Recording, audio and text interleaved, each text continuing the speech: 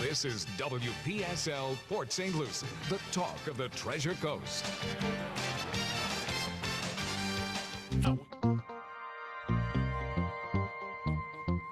The views expressed on the following program are not necessarily those of WPSL, but we're the ones that have encouraged you all along to like and share them on your favorite social media and with all your friends and neighbors, because Rudy's Health Insurance and Martin County Roofing at this time each week presents the African American scene, but not just any special day. It happens to be Monday, January the 15th, Martin Luther King Jr.'s birthday celebration. And of course, the host of the show is your friend, the one, the only, Rudy Howard. Good evening, good evening, good evening, and happy Martin Luther King birthday to you all. One of the true great heroes in our lifetime, and I am going to try and give you a flavor of what it was like at the time that Martin Luther King emerged as a leader of the civil rights movement. One of his famous sayings, which I have come to embrace, the arc of the moral universe is long, but it bends towards justice. I think that's one hell of a statement, and I think it is very on point. Moral changes and corrections oftentimes take a very long time to happen, but with persistence and determination, justice can ultimately prevail. Why was Martin Luther King so important? The phone number is 340-1590. If you're not afraid of the storms, to pick up your phone and dial. I'd love to hear from you. Martin Luther King is truly one of my heroes. I can listen to some of his speeches even today, and I get goosebumps listening to the man talk. For those of you that didn't know, he graduated from high school at 15. He graduated from Morehouse at 19. And I believe he was 26 when he got his PhD in divinity studies. So we're talking about a man that was absolutely brilliant, and he studied some of the great philosophers, and it all helped to shape his thinking about nonviolence. Let me also enlighten you why his emergence was so important. In the 1960s, in the early 1960s, Black people were fed up with being second-class citizens. This is a fact now. This is not something I'm making up. I was alive, living during those times. And I can remember the feelings and emotions of family and relatives that were living in those times. There were several movements in the 60s that were emerging that felt the only way for us to gain equality and equal treatment was to promote violence. Martin Luther King convinced Black people to embrace his non-violent philosophy. So you have to just imagine you've grown up in an environment where everything pretty much, you're in a second class situation. I grew up in the North, and while the racism we experienced was often hidden, my wife grew up in North Carolina, where she attended segregated schools. And most times the books that they use to teach were hand-me-downs from one of the white schools. That's just the way things were back then. Doesn't make it right, but that is the way things were. And in the 60s, Black people began to realize the injustices that had been thrust upon them. And there was an enormous amount of frustration for what they had to continue to deal with, being people of color, especially when it came to police. You know, in some towns, especially in the South, when a Black officer was put on the force, they were not allowed to arrest white people. And the stories I heard as a little kid, 9, 10, 11 years old, about how cops would beat the crap out of people of color. And that's just the way it was. So you were always told to be very cautious when you were stopped by a police officer. I know for some of you, you're going to find that very hard to believe, but let me tell you, that's truth. That's absolute truth. Black people really had to live two lives. The life that they lived in the Black community, and I want you to hear this very carefully, what they were allowed to do outside their community. While I wasn't raised here, I know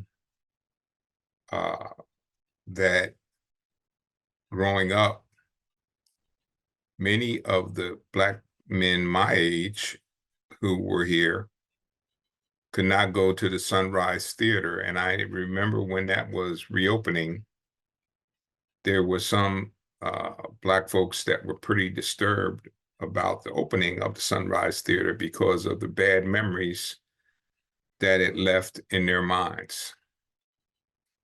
Not surprising. That should not have been surprising. That was their lived experience living in Fort Pierce and not being able to go to the Sunrise Theater. They, at that time, many Black folks were not able to eat at lunch counters or restaurants. There was a prohibition against serving Black people in restaurants, in most cases, unless it was takeout. Imagine that. Most Black people in the North and the South attended segregated schools. Now, I will tell you in the North how this played out for uh, Black youth. If you wanted to punish a teacher in the school system, you assigned them to a Black school. Okay? So while that form of discrimination was not overt and clearly identifiable, that was a point in fact. Now, were there some white teachers in those schools that cared about the Black students? Yes. Was that the majority? The answer is no. And one of the advantages that I think my wife had over myself, I was in a segregated northern school. She was in a segregated southern school. In the southern school where there was segregation, they also had almost all African American teachers. Those teachers were enmeshed within the community. They had a stake in trying to see the young Black kids in their community be successful. And there was also a good chance, because of segregation, that when your mom went to the grocery store, that she could run into one of your teachers. So while both areas experienced segregation, northern segregation was more insidious than southern segregation, because in the North you may have gotten better books and equipment, but you got inferior teachers. That's just reality. Again, that phone number is 340-1590. We were not allowed rooms in hotels or motels unless it was in the Green Book. I hope some of you have seen the Green Book movie. The Green Book was created by a gentleman in New York, which put all of the hotels and restaurants that you could go to when you came to the South and not get in trouble. Because in many cases, you could get in a lot of trouble going to the wrong place. And especially being from the North, not understanding Southern culture, you could go into a place and get yourself in a whole heap of trouble. There was another thing, you talk about destruction of your psyche, and which almost seems incredulous at this point. In the 1960s, it was believed that Black men could not play quarterback. They were, if they got drafted, they were drafted to play another position. And look at the color of the quarterbacks today. But as a young kid growing up, you ruled out the idea of being a quarterback because they weren't going to ever, and if you had aspirations of being a professional, you were never going to be allowed to be a quarterback in the professional ranks. Now, one of the first guys that broke through that was Warren Moon. When he graduated, he got drafted, but they did not want him to play quarterback. So he went to Canada, and after winning 6 Grey Cups in Canada, I guess they decided he could play quarterback. So he comes back, goes to the Houston Oilers, and now is now in the Hall of Fame. But just imagine the frustration a young black talented man like that had, and people not thinking that he was capable of being a quarterback. And now you look around the league, and many of the premier, over half of the premier quarterbacks in the NFL are people of color. Now, why do I tell you that? That is important for you to understand, because that imposed limitations on me as a young man unconsciously. You unconsciously knew that that was not a place for you. So all of these little things I'm telling you are like little paper cuts. Not one big gash, but thousands of little paper cuts that end up leading to a bloody mess. And that bloody mess is your psychic thinking and self-image as a young black man. Some towns had sundown ordinances. Now, I know some of you listening never heard about that, huh? Well, there's towns in the South that had sundown ordinances, and if you were caught in that town and you were a person of color, after sundown, you were in trouble. You either got arrested or you would have had the crap beaten out of you. Think about that. Just think about that for a second. Growing up, you had to be worried about whether or not you could be out after sundown. Wow. Is that hard for you to believe? If you don't believe me, Google it. You'll find that there's such a thing as sundown towns, and there were sundown ordinances.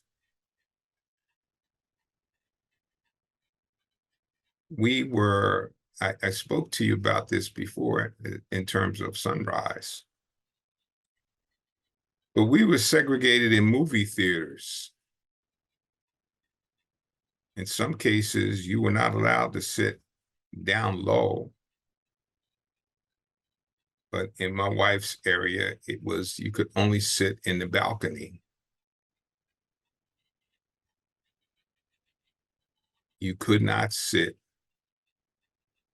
where the rest of the people were able to sit to watch a movie. You couldn't go into a bus stop unless there was a colored waiting room. There was a white white waiting room and a colored waiting room. I don't know. Did they think they was going to catch a disease with the same people being in the same waiting room? Well, whatever it was, it certainly, that disease did not get spread. But again, what I'm trying to get you to understand is the psychological damage that's created for young people when they look at this and say, well, why do I have to have a separate waiting room when I'm going to catch a bus? What sense does that make? Why was there a colored water fountain and a white water fountain? I will never figure that out either. The water's coming from the same pipes, except you could only drink from the colored fountain and not from the white fountain. And frequently, the mechanisms for the colored water fountain were inferior to those of the white water fountain. Again, I want you to get it. These are little psychological traumas thrust upon young Black boys and girls to make them feel inferior. Just think about that. Wouldn't you have a question in your mind? I know I did. As I grew older and I began to understand some of these things, I began to wonder, well, why are they doing that? That doesn't make any sense to me, because I'm intelligent enough to say that some of that makes absolutely no logical sense. The only thing you can come to is it is meant to degrade and belittle you as a human being. And yet today they say they don't want you to know about this. I guess the guilt complex of people finding out how other human beings was treated is problematic for them. Again, that phone number is 340-1590. Love to hear what you have to say, especially for those of you out there who may believe that this anti-African American history movement makes sense. I would like for you to call up and explain to me why you think that makes sense.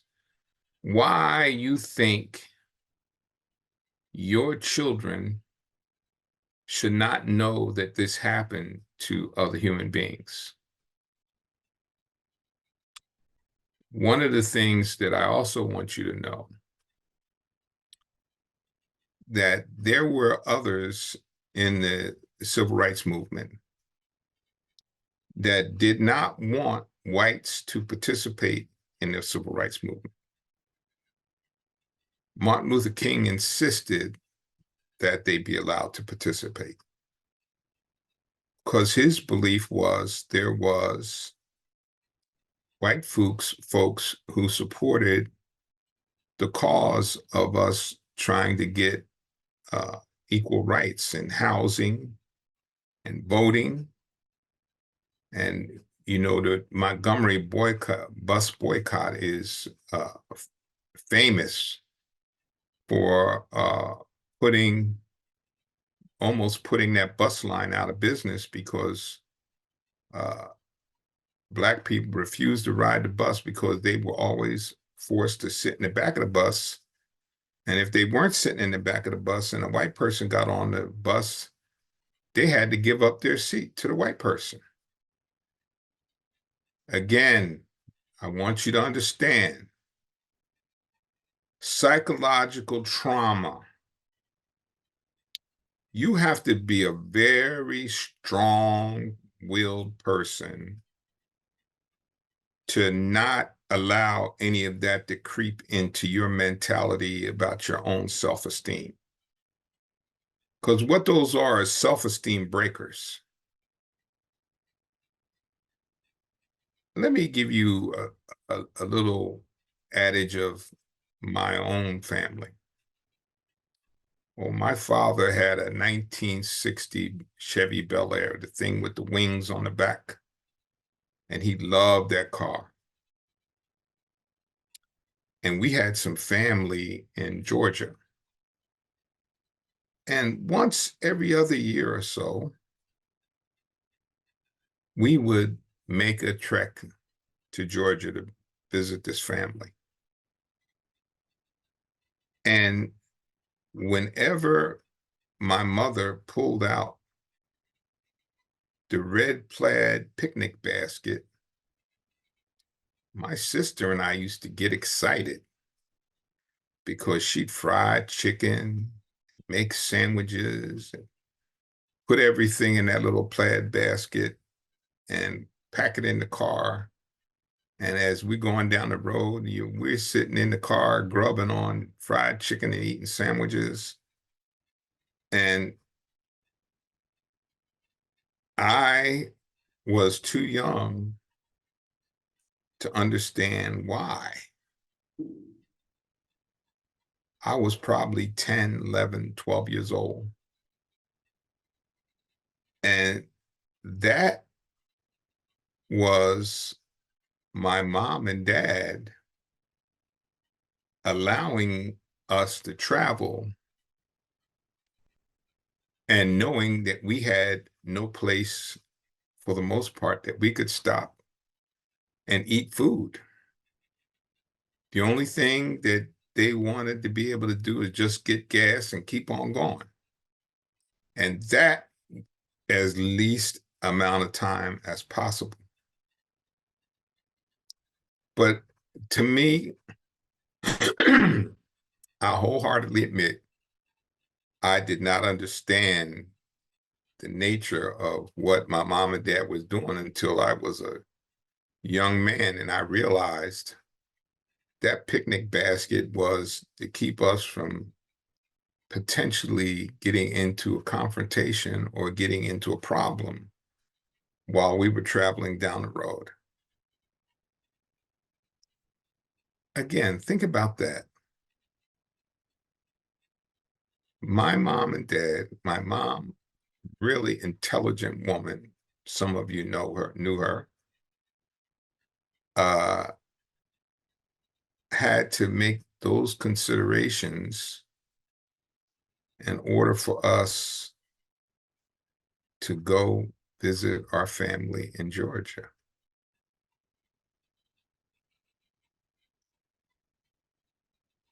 Why am I telling you all of this? What I am trying to get you to see is that prior to Martin Luther King leading the civil rights movement, there was a sense of hopelessness.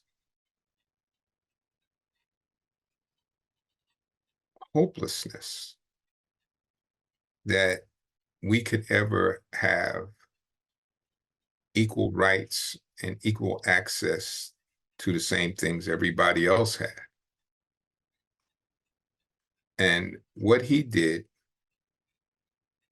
was give people hope that there could be a change.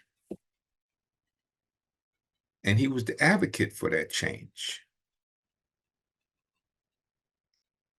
So people like my father, who had kind of grown up in that system and for some part kind of accepted that as the way things were. And then he had a radical son go to college who came back and said, no, you don't have to accept that. That don't have to be the way things are. And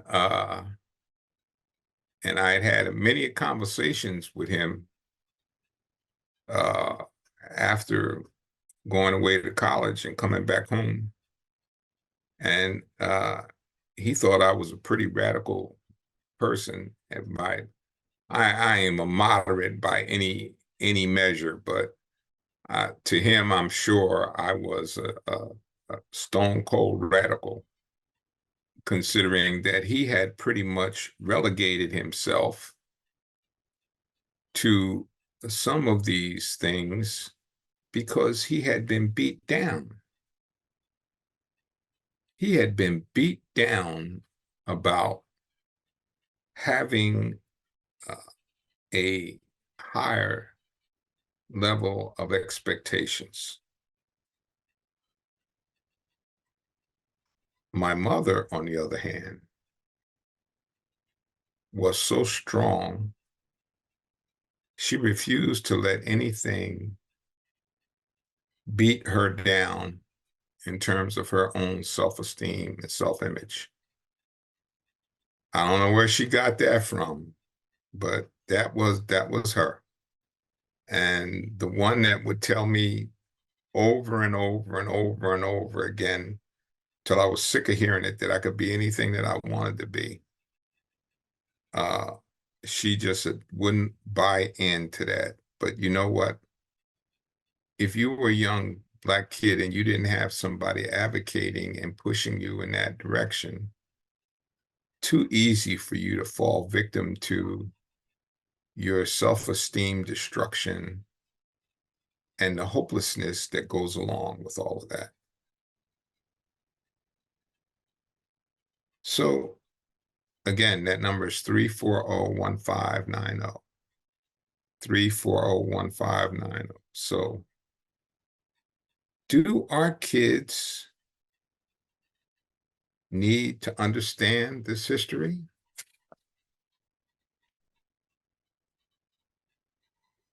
Do our kids need to understand this history?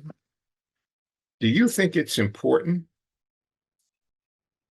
If you are conservative and you don't believe that that's important for your children to learn, please call up and give me your opinion for why you think it's not necessary for them to learn. And if you're worried about their self-esteem, I want you to think about this, what I've been telling you. For more than 100 years, our little boys and girls got their self-esteem battered on a regular basis about believing what they could be and who they could become. Battered. And I don't think that's an exaggeration. For more than 100 years, that happened.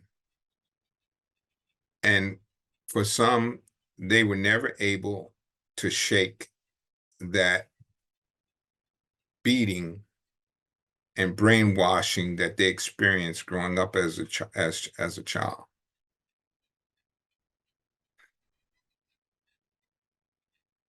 I believe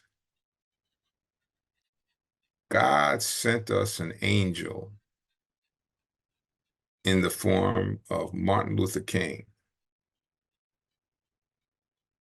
He was not a perfect man by any stretches of the imagination. His message of nonviolence was the right message at the right time. And I do believe his words and his mission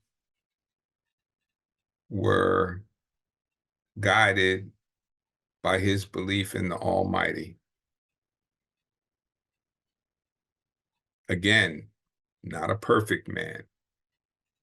We know about his dalliances, but the man's intentions and his actions were not about himself. It was what he could do for other people. And we haven't had that many people today where they themselves are not part of the focus for whatever it is they want to accomplish. And I don't have to start naming names, but you know who they are. Their personal agenda is superior to the needs of the people. It's just that people have to see that. I think people could have seen through if Martin Luther King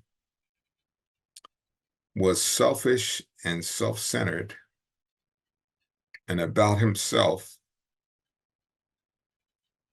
people would have saw that. People saw him in marches where people threw things at him. He got hit in the head. And he went to jail. Why? He was doing it to try to make a better place in the world for people. One of the big events, which was surprising to him, was when he went to Chicago to fight for fair housing. And Chicago has been notorious for housing discrimination up to that point. And if you didn't know, uh, one of the cities where they allowed for reconciliation is Evanston, Illinois, which had a horrible history of housing discrimination.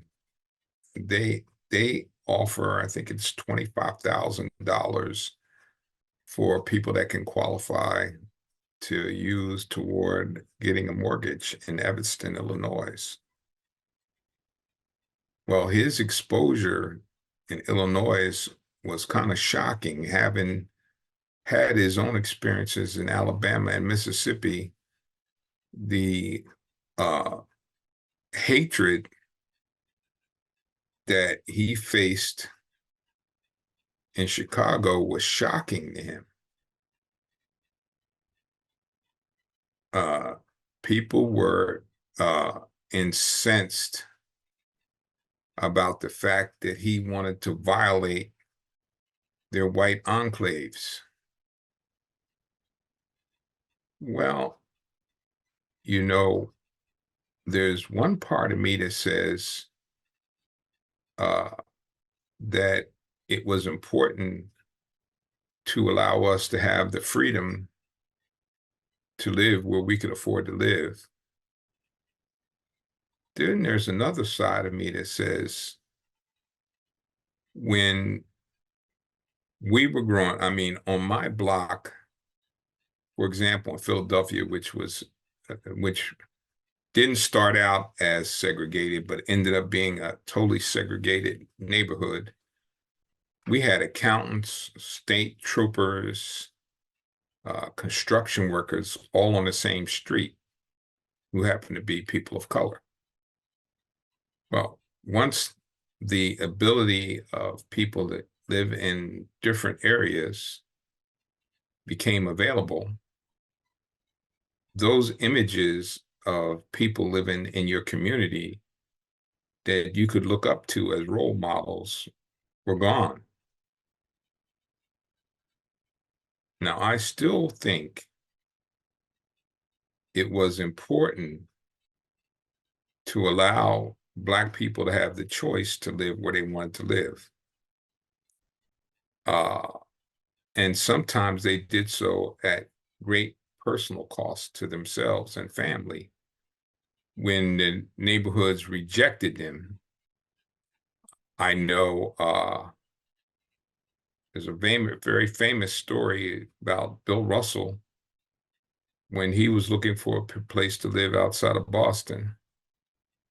And he was going to move into a community that was originally a white enclave. Now, this is Bill Russell. They broke into his house. They crapped on his bed letting him know he was not welcome in that neighborhood. So I wonder, how far have we come? How far have we come? Have we realized Martin Luther King's dream yet? I don't think so.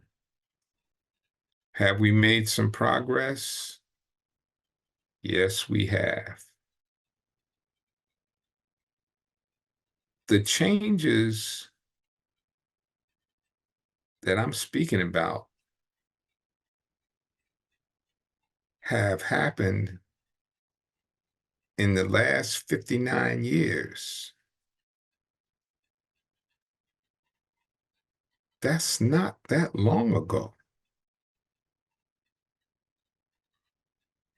Most of these changes I personally witnessed.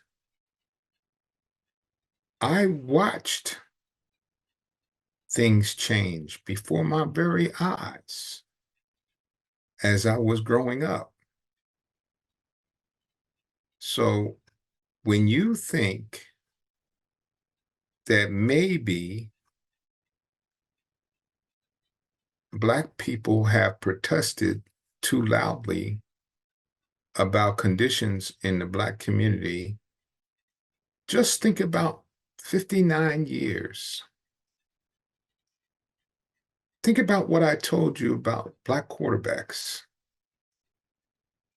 As a young kid, 10, 12, 14 years old, it was not even a remote thought in my mind that I could be a quarterback.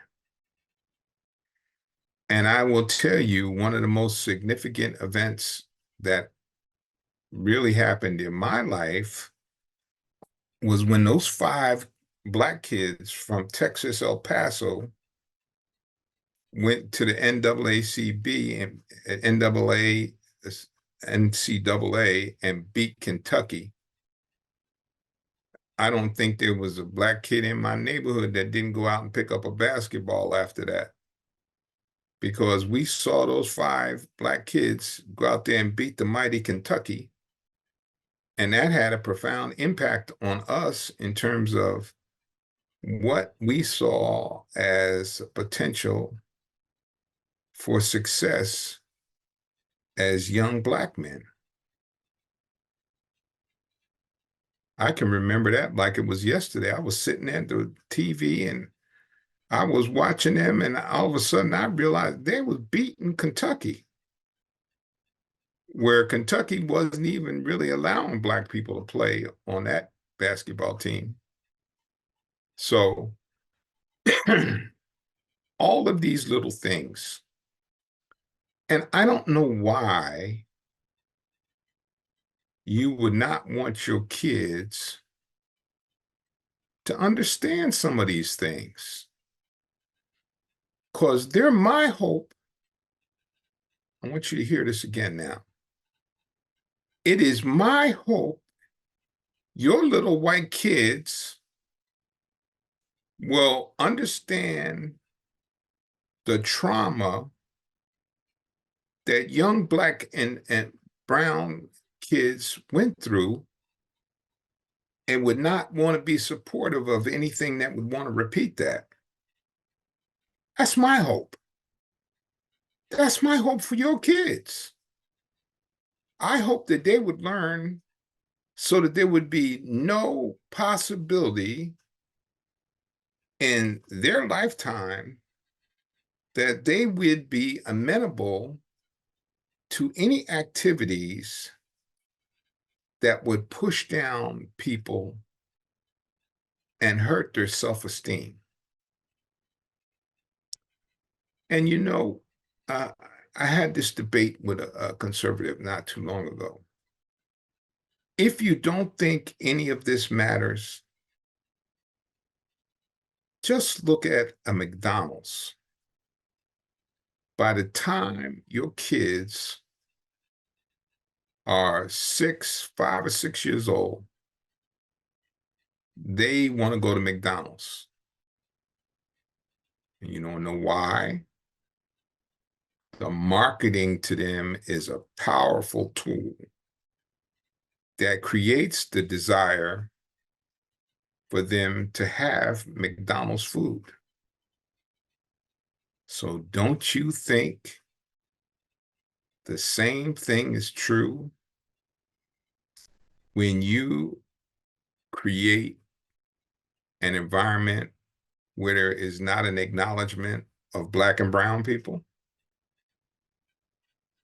I think one of the things that has happened, which I consider to be very positive, many times now you can turn on your TV and you will see interracial couples as part of a commercial.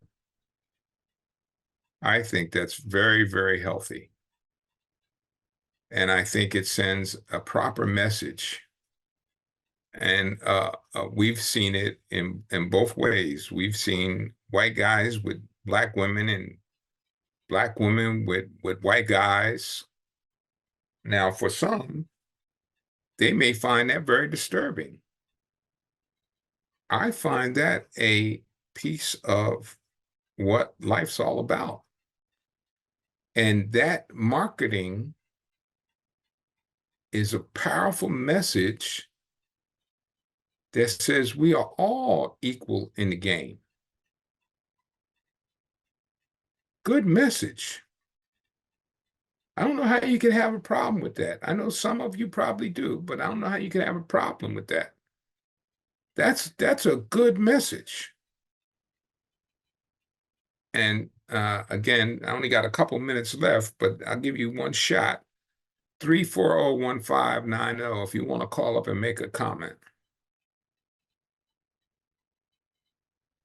What many times I hear from conservatives is, what will it take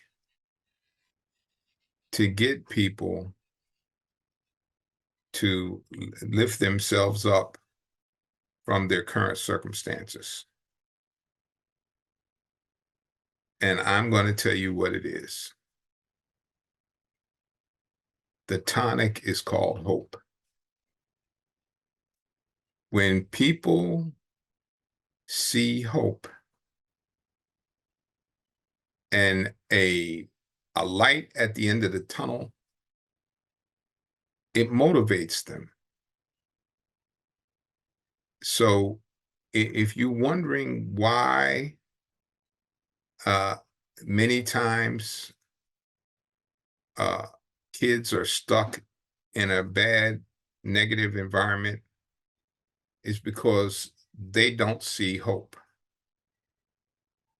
And we have Curtis on line 1. Yes, sir. Yes, Curtis. Curtis, go right ahead. Yes, Rudy, how you doing tonight? Okay. How are you, sir? Hello? How are you? I guess you can't hear me, Cliff. No, Yeah, I hear you now, it's Rudy. only like 3.5 minutes. Okay. All right. We don't have much time, Curtis, but let's hear what you got to say. Okay, now earlier I getting a lot of kickback out of it, but I was listening to you. And do we think that we've come further than what we were in time? And I would have to answer that by saying yes, but we've got just as far to go. Yeah. With all the progress we made, and it just shows you how much progress we needed to make in this area. Yes. I agree. I'm in that Go ahead. I'm in that same age frame, or maybe a little older than you. And all the things that you talk about, it's just like it was yesterday. Time Yes. by so fast. Yes. Having to hide and take trips to Georgia, from Florida without being able to stop. All your business had to be done on the side of the road. And you'd have to have your food packed and your water and everything, because you had to be very careful about where you pulled off at, even to get That's right. That's right, Curtis. But for some of my listeners, that's going to be hard for them to believe that life was like that. Thank God it's not like that anymore. You can travel up and down the road and feel pretty comfortable about stopping wherever you want to stop to get food and gas, and they put rest stops on 95 and the turnpike, which makes it even easier. Yeah. Yeah, but you still have to be mighty careful, Rudy, and know where you're at. Yes. Know the history of the places where you stop. The young man up in Georgia that stopping and looking at a house under construction, Oh yeah. wind up not being able to leave that neighborhood. So it's pockets of it, but we got to seek it out and drive it out. Everybody, and that's the black and the white and everybody, and the people that you know that ask, well, what can I do? They can conversate and let other people know how they actually feel about certain situations, because we've got a lot of people that don't believe in racism. That's But true. they won't express Curtis, it. I got to let you go. We're near the end of the hour. Thank you for calling. All right, And thank you for listening. Folks, God bless. Be safe. And I will see you next Monday. I'm coming up on Mondays because of the IRSC basketball. But I will see you next Monday. And I'd like to thank you for listening. Take care.